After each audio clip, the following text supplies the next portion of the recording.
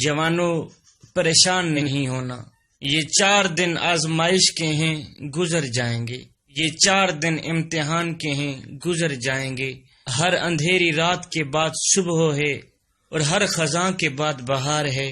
وہ بادشاہ جس نے یوسف کو جیل سے نکال کر مصر کا بادشاہ بنا دیا، وہ بادشاہ جس نے موسیٰ کو فرعون کے محل میں پالا پھر وہیں کا حاکم بنا دیا، وہ بادشاہ اگر تکلیفیں دیتا ہے تو پھر شفا بھی دیتا ہے، وہ بادشاہ اگر دکھ دیتا ہے پھر سکھ بھی دیتا ہے، سکون بھی دیتا ہے۔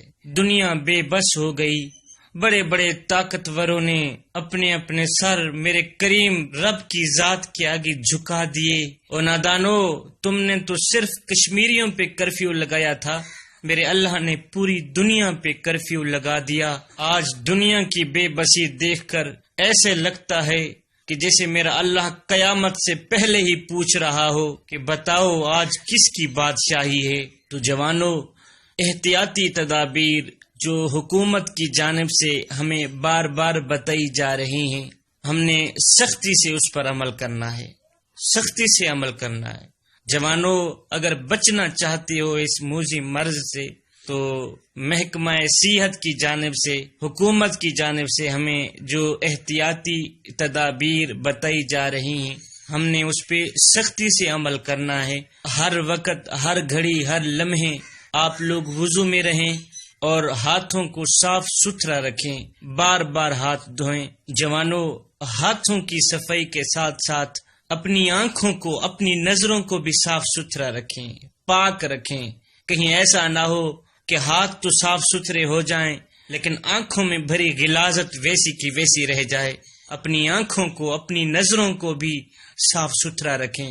گھروں کی صفائی کا بھی خاص خیال رکھیں، اور گھروں کی صفائی کے ساتھ ساتھ اپنے ماحول کو بھی صاف ستھرا رکھیں۔ گھر کا کوڑا اٹھا کر اپنی ہی گلی میں نہ پھینک دیا کریں، اس سے جراثیمیں پھیلتی ہیں، پھر نئی نئی بیماریاں پیدا ہوتی ہیں۔ اپنے ہاتھوں کو بھی صاف ستھرا رکھیں، اپنے جسم کو بھی، اپنے بدن کو بھی، اپنے گھر کو بھی، اپنے ماحول کو بھی، اپنی گلیوں کو بھی صاف ستھرا رکھیں۔ ہر وقت آپ لوگ وضو میں رہیں۔ تو یہ وہ اعمال ہیں جو ہمیں مختلف بیماریوں سے، مصیبتوں سے محفوظ رکھتے ہیں۔ 5 گانا نماز با جماعت کا اہتمام کریں، اس سے 5 بار وضو کرنے کا بھی موقع نصیب ہوگا۔ جوانوں، یہ موذی مرض آپ لوگوں کا کچھ بھی نہیں بگاڑ سکتی، کچھ بھی نہیں بگاڑ سکتی۔ پریشان نہیں ہونا، ہمت نہیں ہارنا، بس محکمہ صحت کی جانب سے جو ہمیں احتیاطی تدابیر بار بار بتائی جا رہی ہیں، ہم نے سختی سے اس پہ عمل کرنا ہے، سختی سے عمل کرنا ہے۔ آپ ڈریں مت، اپنے اپنے گھروں میں رہیں۔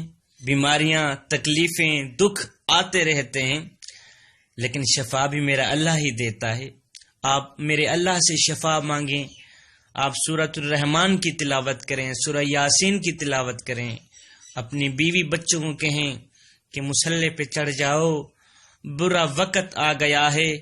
اپنے کریم رب کے آگے اپنے ننھے ننھے ہاتھ جوڑ دو اور یہ کہو، مولا تیرے سوا ہمارا اور کوئی نہیں ہے۔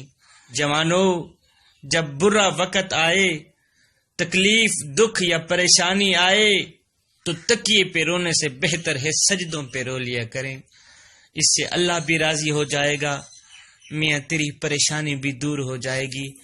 اللہ تعالی ہمیں اس موذی مرض سے بچائے۔ اللہ